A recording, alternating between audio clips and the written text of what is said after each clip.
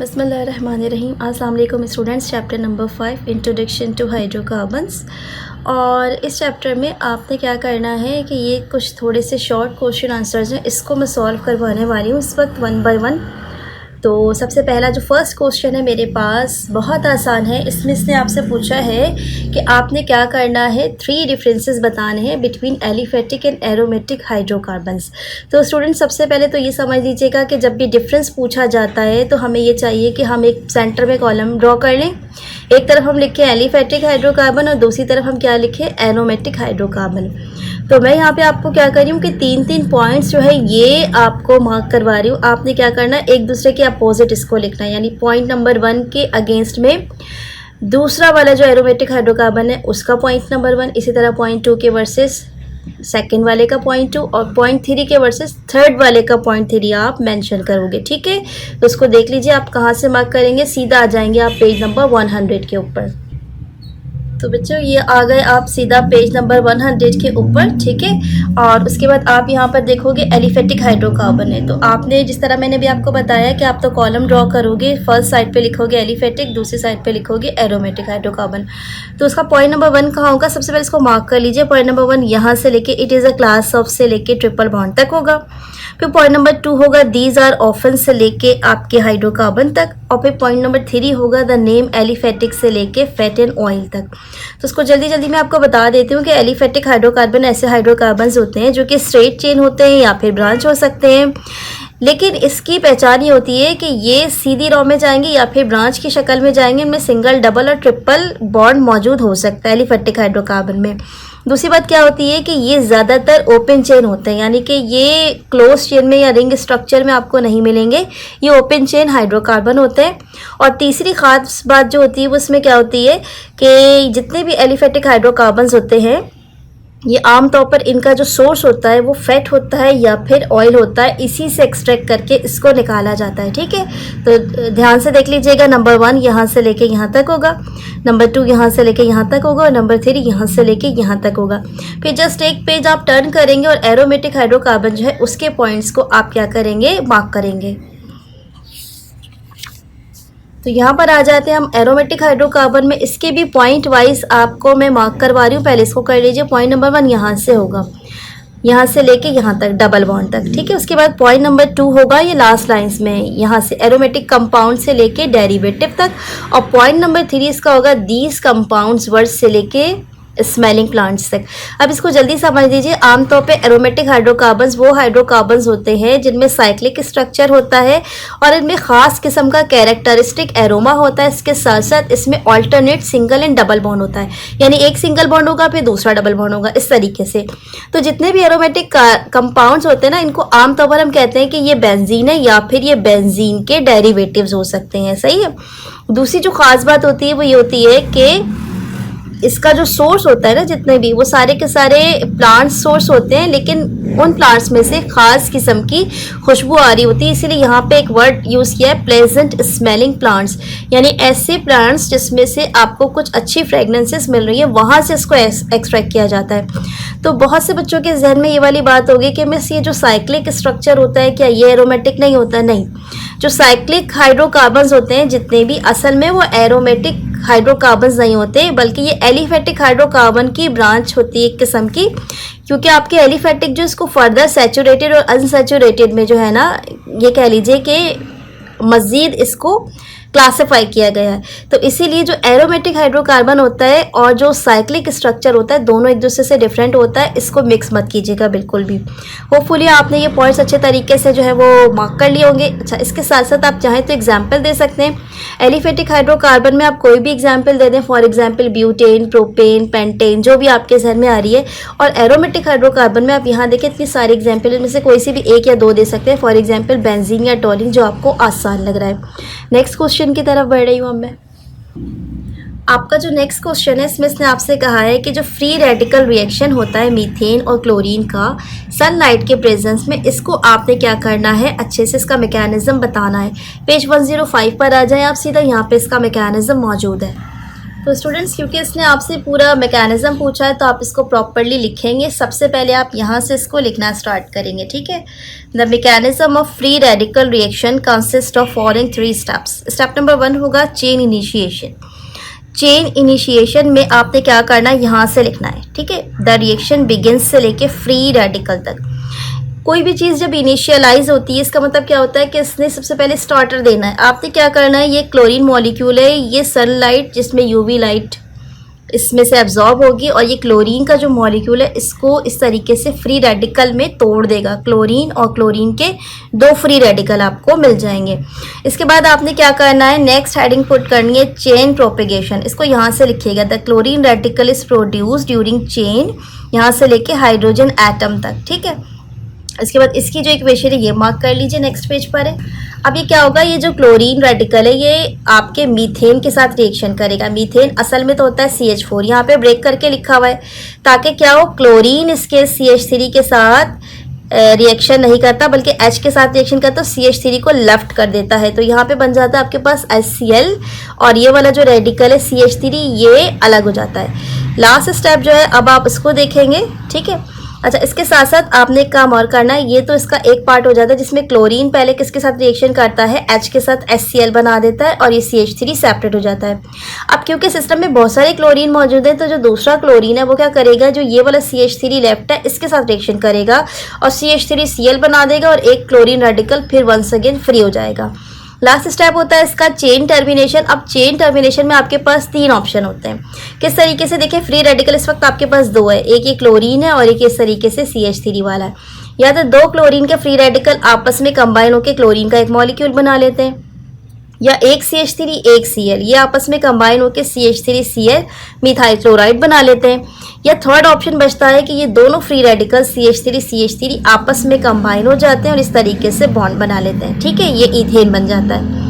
तो इस तरीके से क्या होता है कि ये आपकी चेन टर्मिनेट हो जाती है। लिखेंगे कहाँ से आप, यहाँ से लेके यहाँ तक लिखेंगे, ये तीनों इक्वेशंस देंगे।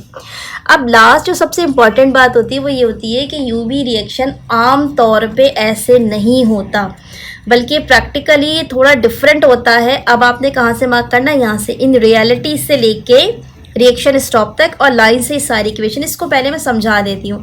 देखिए ये मीथेन है, इसके साथ क्लोरीन ने रिएक्शन करना है। अब क्लोरीन क्या करेगा, असल में क्लोरीन के 2 होते हैं रेडिकल, एक क्या करता है हाइड्रोजन के साथ रिएक्शन करके HCl बनाता है और दूसरा क्लोरीन जो है ये CH3 के साथ रिएक्शन करके इस तरीके से मिथाइल क्लोराइड बनाएगा। अब वंस अगेन क्या होगा, ये CH3Cl दोबारा क्लोरीन के साथ रिएक्ट करेगा क्योंकि सिस्टम में क्लोरीन मौजूद है। फिर से एक मरतबा क्लोरीन इसके H को रिप्लेस करके CH2Cl2 में कन्वर्ट हो जाएगा और वंस अगेन जो एक हाइड्रोजन बचा है वो दूसरे क्लोरीन के साथ रिएक्शन करके HCl बनाएगा, ठीक है। फिर ये CH2Cl2 दोबारा क्लोरीन से रिएक्शन करेगा और इसमें से एक हाइड्रोजन दोबारा से रिप्लेस होगा, HCl बनाएगा और यहाँ पे बनेगा आपके पास क्लोरोफॉर्म CHCl3। लास्ट वाला जो हाइड्रोजन है ये भी क्या करेगा, क्लोरीन के साथ रिप्लेस हो जाएगा और बाद में बनाएगा कार्बन टेट्रा क्लोराइड और HCl। तो एक्चुअल में जो रिएक्शन होते हैं वो ये वाले होते हैं और जो इन्होंने आपसे पूछा है कि रिएक्शन मैकेनिज्म यूवी लाइट के थ्रू बता दीजिए, वो यहाँ तक होते हैं। तो आपने क्या करना है, दोनों ही लिखना है इसमें, यानी ये रिएक्शंस भी बताने और ये वाले रिएक्शंस भी बताने हैं क्योंकि एक्चुअल में ये हो रहा है और जो हम मतलब कंसीडर कर रहे हैं वो वाला रिएक्शन जो यूवी लाइट का है वो यहाँ तक होता है, चेन टर्मिनेशन तक, ठीक है। इसमें कुछ रिएक्शंस है बच्चों क्वेश्चन नंबर 3 में और ये हमारी बुक में भी मौजूद है। पहले मैंने इसको यहाँ पे करने की कोशिश की थी लेकिन ये बहुत ज़्यादा ये कह लीजिए कि मिक्स हो रहा था रिएक्शन, तो फिर मैंने यही सोचा कि बेहतर है कि आपको मैं बुक से मार्क करा दूं, पहले आप लाइन से रिएक्शंस देख लें। यहाँ पे इथाइल अल्कोहल है, इसको कंसनट्रेटेड सल्फ्यूरिक एसिड के साथ 170 डिग्री पे हमने रिएक्शन देना है, इससे ईथीन और वाटर बनेगा। फिर हमारे पास है यहाँ पे इथाइल ब्रोमाइड, ये पोटाशियम हाइड्रोक्साइड के साथ मिलेगा अल्कोहल की प्रेजेंस में, ये भी ईथीन बनाता है, वाटर बनाता है, पोटाशियम ब्रोमाइड बनाता है। नेक्स्ट है हमारे पास ये कंपोनेंट है जो कहलाता है प्रोपीन, ये HBr के साथ रिएक्शन करेगा, ये 2 ब्रोमोप्रोपेन बनाएगा। एंड लास्ट ये है आपके पास इथीन, ये ओजोन के साथ रिएक्शन करेगा और ये कॉम्प्लेक्स बनाएगा जिसका फाइनल प्रोडक्ट बनता है फॉर्मल्डिहाइड, ठीक है। इन रिएक्शंस को आप देख लें, 108 पे 2 रिएक्शन है, एक 110 पे एक 111 पे, लाइन से मार्क करा दे रही हूँ मैं आपको। तो स्टूडेंट्स यहाँ पे 108 पर आ जाए। पहला रिएक्शन ये रहा आपका अल्कोहल के साथ, ये एज इट इज़ जाएगा, ठीक है। इथीन और वाटर बन रहा है। दूसरा रिएक्शन जो है इसमें एक छोटी सी चेंज होगी, यहाँ पे इसने इथाइल ब्रोमाइड के साथ दिया हुआ है, तो आपने इथाइल ब्रोमाइड के बजाय क्लोराइड से करना। आपने करना क्या है, यहाँ पे जहाँ ब्रोमीन है यहाँ पे Cl लगा दीजिएगा, इसका नाम चेंज कर दीजिएगा, ये आपके पास हो जाएगा इथाइल क्लोराइड, ठीक है, क्योंकि यही आपसे क्वेश्चन में इसने पूछा था। पोटेशियम हाइड्रोक्साइड और अल्कोहल की प्रेजेंस में क्या होगा कि ये वाला जो प्रोडक्ट है ये तो सब ऐसे ही बनेगा, इथीन बनेगा, वाटर बनेगा, लेकिन KBr की जगह आपके पास बनेगा KCl, ठीक है। बस इतनी सी चेंज है, Br की जगह यहाँ Cl है, यहाँ KBr की जगह यहाँ पे KCl है, यहाँ पे इथाइल ब्रोमाइड की जगह इथाइल क्लोराइड है, बाकी सब कुछ एज इट इज़ है, ठीक है। तो ये जो रिएक्शन है इसको मार्क कर लें आप, डिहाइड्रेशन ऑफ एल्कोहल है।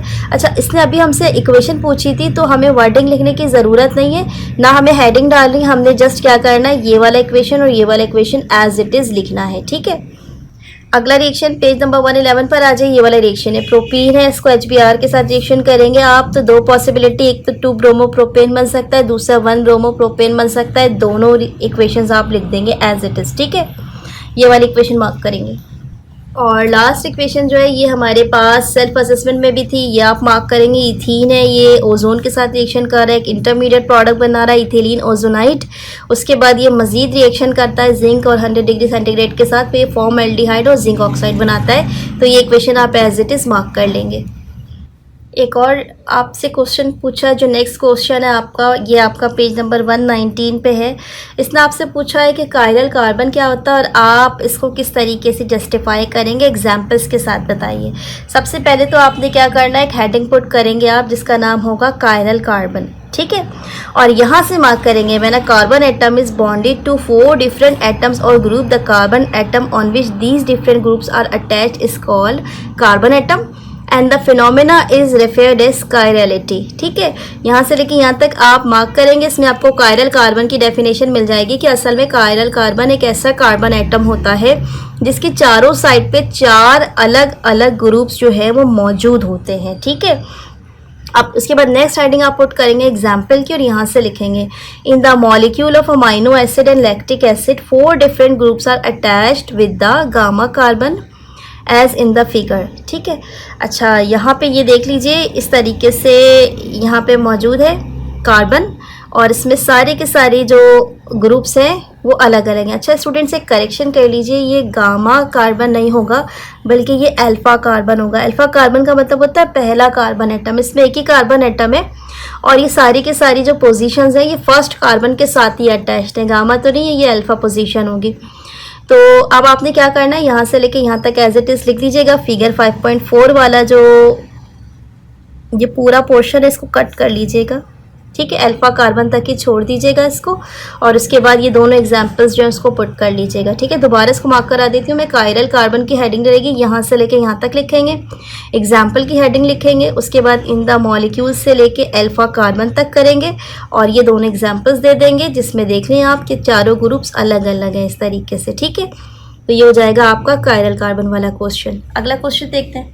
हमारी बुक पे बेंजीन को लेके कुछ रिएक्शंस पूछे गए हैं हमसे और हमसे कहा गया है कि क्या होगा, आपको ये तमाम की तमाम इक्वेशन जो है वो बतानी है और साथ में कंडीशंस बतानी है कि जब बेंजीन रिएक्शन करेगा तो कौन कौन सी कंडीशंस जो है उस पर अप्लाई होंगी। लाइन से देखिएगा, हाइड्रोजन के साथ है, यहाँ पर CH3COCl के साथ है, HNO3 के साथ है और H2SO4 के साथ है, ठीक है। इसको लाइन से देखते हैं हम, अलग अलग पेजेस पर मौजूद हैं, इसको देख लेंगे। पहला जो है 123 पर है। एक बात तो अच्छे तरीके से समझ लीजिएगा कि बेंजीन जो है वो एडिशन रिएक्शन को आमतौर पे सपोर्ट नहीं करता, सिर्फ क्लोरीनेशन या फिर हाइड्रेशन करता है, वो भी स्पेशल कंडीशन में।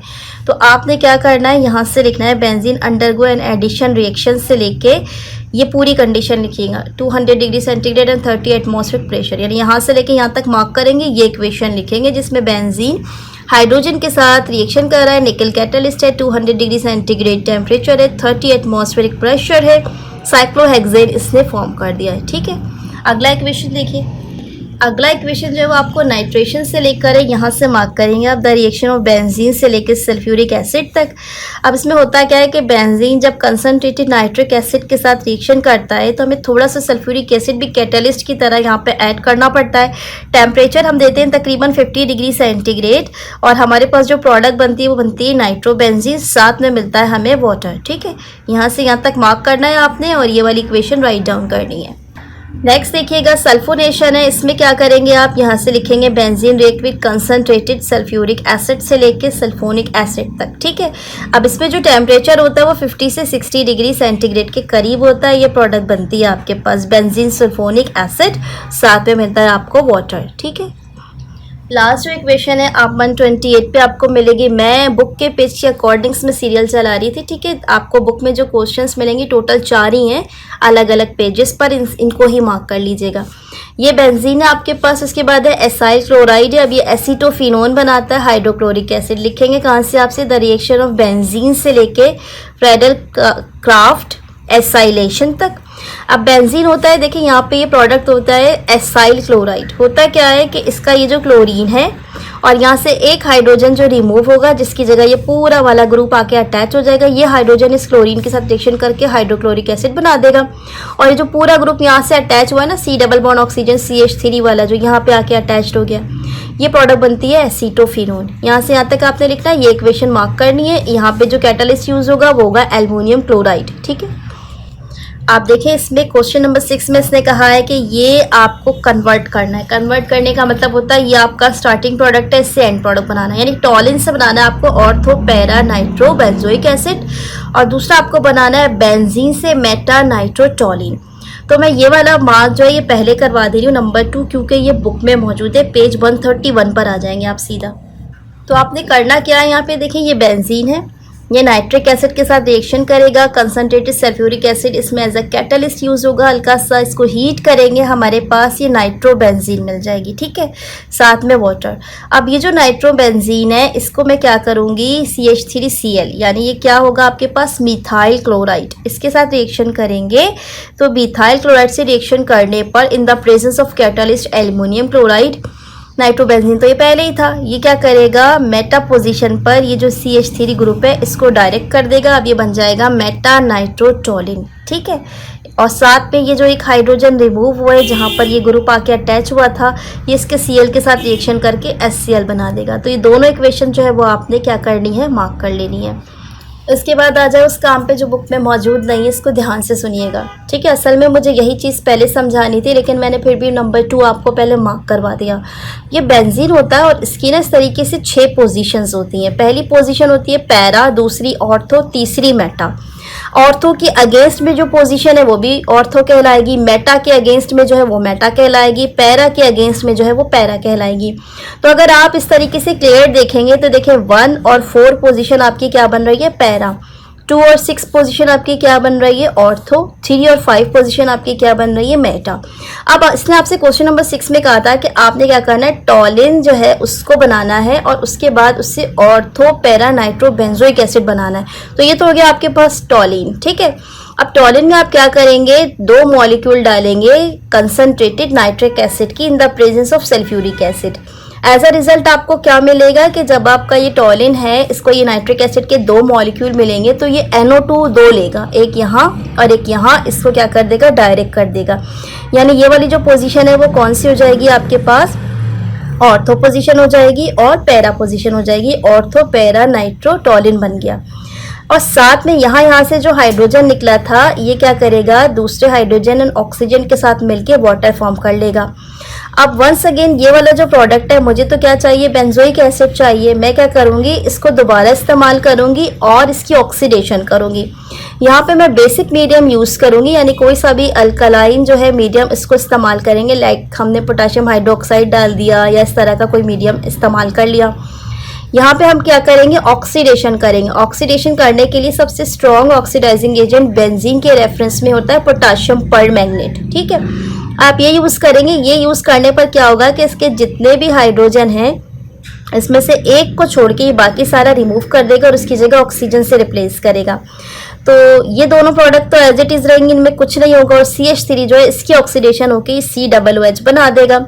और इसमें से जो रिमेनिंग इसने 2 हाइड्रोजन निकाले थे वो ऑक्सीजन के साथ रिएक्शन करके वाटर फॉर्म कर देंगे, ठीक है। तो इस तरीके से अब आपके पास जो कंपोनेंट बन जाएगा वो क्या होगा, ortho para nitro benzoic acid. ये वाला जो कंपोनेंट होता है ये बेंजोइक एसिड का होता है, ये दोनों पोजीशन होती है नाइट्रो, ठीक है। तो 2 स्टेप्स में सबसे पहले टॉलिन से आपने क्या किया, ऑर्थो पैरा नाइट्रोटॉलिन बनाया। फिर ऑर्थो पैरा नाइट्रोटॉलिन की ऑक्सीडेशन की बेसिक मीडियम में और इससे ortho para nitro benzoic acid आपको मिल गया। ये जो इक्वेशन है बेटा ये बुक में मौजूद नहीं है, इसी वजह से इसको सफाई से आपने क्या करना है, अपनी कॉपी में राइट डाउन कर लेना है। अगला जो क्वेश्चन है इसको देख लीजिए, कहता है कि आपने डिहाइड्रेशन ऑफ इथेनॉल, ठीक है, इससे प्रिपेयर करना है ईथीन। और dehydro halogenation of ethyl chloride, इससे क्या प्रिपेयर करना है आपको, इथाइन। ये दोनों इक्वेशंस देख लीजिए 108 पर है। पेज नंबर 108 पर आ जाइए, मार्क कर लीजिए। डिहाइड्रेशन ऑफ अल्कोहल यहाँ से लेके यहाँ तक लिखेंगे, ये इक्वेशन है। Dehydro halogenation of alkyl halide यहाँ से लेके यहाँ तक लिखेंगे, ये इक्वेशन है। समझ ली इस वाली बात को कि जब भी अल्कोहल को आप इन the presence of dehydrating agent, dehydrating agent का मतलब होता है जो किसी भी सब्सटेंस में से वाटर को रिमूव कर ले, वो कहलाता है डिहाइड्रेटिंग एजेंट। अब ये क्या होगा, यहाँ पे कंसंट्रेटेड सल्फ्यूरिक एसिड होगा। जब आप इसके साथ इसको रिएक्शन करेंगे तो क्या होगा, वाटर मॉलिक्यूल जो वो एलिमिनेट हो जाएगा। वाटर मॉलिक्यूल क्या हमारा, ये देखें एक OH है, ठीक है, और एक H है, ये दोनों आपस में रिएक्शन करके वाटर बना देंगे, बीच में डबल बॉन्ड फॉर्म हो जाएगा। क्या चीज़ बन जाएगी, इथीन, और ये वाटर बाहर निकल जाएगा। टेम्परेचर कितना रखा, 170 डिग्री सेंटीग्रेड। दूसरी इक्वेशन क्या है, dehydro halogenation of alkyl halide. अब इसमें आप क्या करते हैं, कोई सा भी अल्काइल हैलाइड आप रिएक्शन कर लेंगे अल्कोहल के साथ, और इसके साथ साथ आपके पास सॉल्यूशन में बेसिक मीडियम यानी पोटेशियम हाइड्रोक्साइड जो ये मौजूद होना चाहिए। एज अ रिजल्ट क्या होगा कि जब आप पोटेशियम हाइड्रोक्साइड की प्रेजेंस में और अल्कोहल के साथ 60 डिग्री सेंटीग्रेड पे रिएक्शन करेंगे तो ईथीन फॉर्म होगा, वाटर अलग से रिमूव हो जाएगा, पोटेशियम ब्रोमाइड जो है ये आपको बाय प्रोडक्ट के तौर पे मिलेगी। यहाँ से यहाँ तक मार्क करोगे, ये वाली इक्वेशन जो है ये साथ में देंगे। लास्ट क्वेश्चन जो इसको करते हैं अब हम, पेज नंबर 104 पर आ जाइए और सवाल जो इसको पहले समझ लीजिए। ये कहता है कि अल्केन्स जितने भी होते हैं इनको हम आमतौर पे कहते हैं पैराफिन्स। पैराफिन्स का मतलब ये होता है कि ये बहुत कम रिएक्शन करते हैं, ठीक है, एक लैटिन वर्ड से मिला है। इसका मतलब क्या होता है कि ये लेस रिएक्टिव होता है।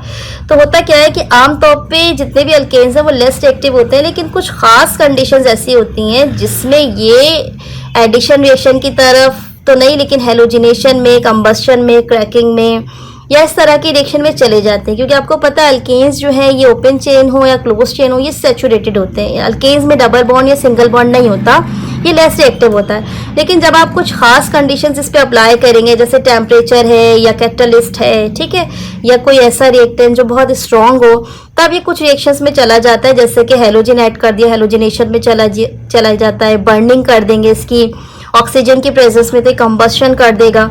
इसी तरीके से क्रैकिंग रिएक्शन में चला जाएगा, ठीक है, क्रैक कर लेगा अपने आप को, 2 या 2 से ज़्यादा मल्टीपल पार्ट्स जो हैं उसमें डिवाइड हो जाएगा। तो आपने क्या करना है, यहाँ से लेके यहाँ तक मार्क करना है और इस वाली बात को समझ लेना है कि आमतौर पे तो रिएक्शन नहीं करते, बट स्पेशल कंडीशंस जो है उसमें जो अल्केन्स हैं वो अपना रिएक्शन शो करते हैं। वीडियो थोड़ी लंबी हो गई थी स्टूडेंट्स, लेकिन मैंने कोशिश किया था कि ब्रीफली जितना मैं आपको समझा सकती हूँ समझा दूँ। इसके बावजूद अगर कोई बात आपको क्लियर नहीं हुई, कोई कॉन्सेप्ट अनक्लियर रह गया है, तो उसको कमेंट सेक्शन में मेंशन कर दिया कीजिए। अपना बहुत सारा ख्याल रखिएगा। वीडियो अच्छी लगे तो प्लीज़ इसको एक लाइक कर लीजिए, चैनल को सब्सक्राइब कीजिए और इसे अपने क्लास फेलोज़ पे शेयर कीजिए। टेक केयर एंड अल्लाह हाफिज़।